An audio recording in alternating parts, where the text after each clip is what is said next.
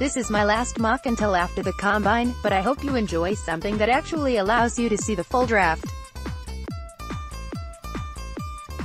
2019 NFL Draft First Round, First Overall Selection, Nick Bosa, outside linebacker, Ohio State, Junior 6'4", 264 pounds. I recently wrote an article explaining how Nick Bosa should be the first player taken.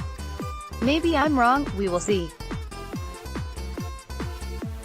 Second round, 33rd overall selection, Dillard, defensive tackle, Washington State, redshirt senior 6'5", 310 pounds. At the top of the second round, I'm wondering what sounds more appealing to Arizona Cardinals fans, because this is who was available at 33, Dillard, a nimble bear who is typically balanced in both the run and pass.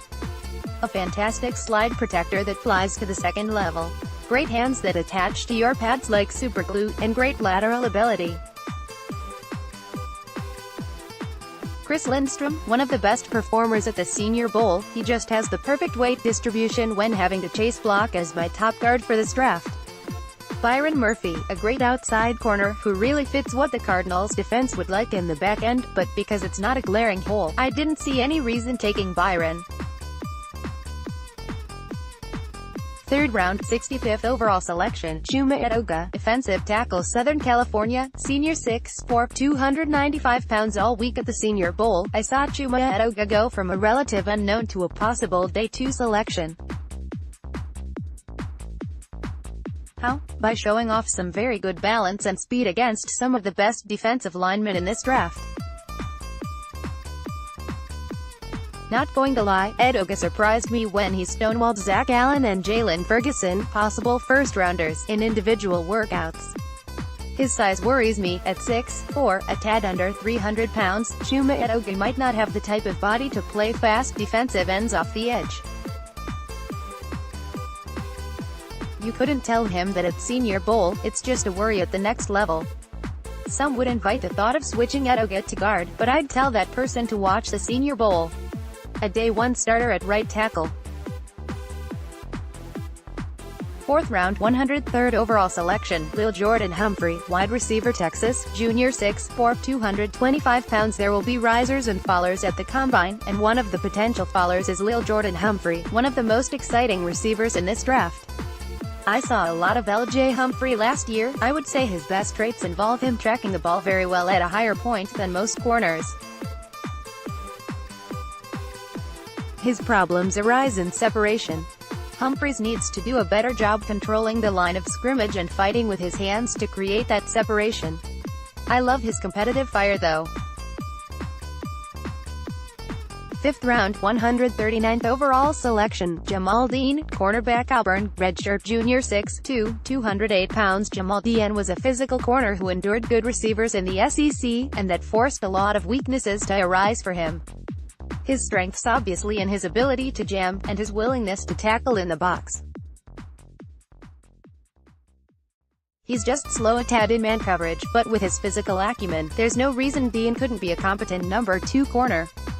Sixth round, 174th overall selection, Bronson Kaufusi, defensive end, Brigham Young, redshirt senior 6'9", 275 pounds. It's not typical to find a 6'9" behemoth in the 6th round, but we did. Bronson Kaufusi played like a dominating rush end at the beginning of the year, putting the defense on his back. Injuries beset him, and Kaufusi didn't see the field in December. Still a very good one-gap penetrator who uses his hands effectively and seems to have a good football IQ. 6th round, 179th overall selection from Tampa Bay Buccaneers, Michael Diter, offensive guard, Wisconsin, redshirt senior 6'6", 310 pounds. Someone who we will see slide down the draft board will be Michael Diter. He went into the Senior Bowl with high expectations but was out of position a majority of the practices and was tossed around like a rag doll. Maybe at 6'6", 300 pounds, he needs to get bigger, add some weight, and in Arizona, he can do that. 6th round, 207th overall selection via compensatory, Reggie White Jr., wide receiver, Monmouth, redshirt senior 6'3", 210 pounds. Another small school receiver, but not one who lacks talent. He had 84 receptions, 1,133 yards, and 11 touchdowns. no one will question his catching ability. He is someone who can lay out for the ball and can make Odell-like catches. He needs to learn pro routes, concepts to be a contributor.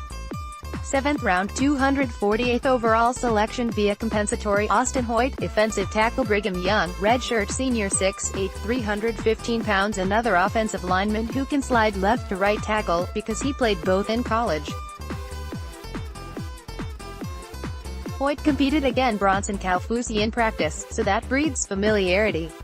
If you need a swing this late, Hoyt isn't a bad option. He has great run technique.